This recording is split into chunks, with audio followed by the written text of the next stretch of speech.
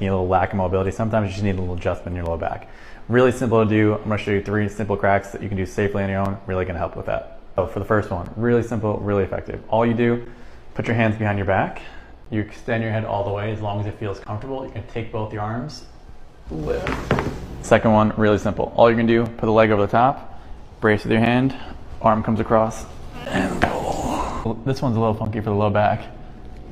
Lock the leg, and just roll over and let it fall. See what works best for you. Comment below which one's the best.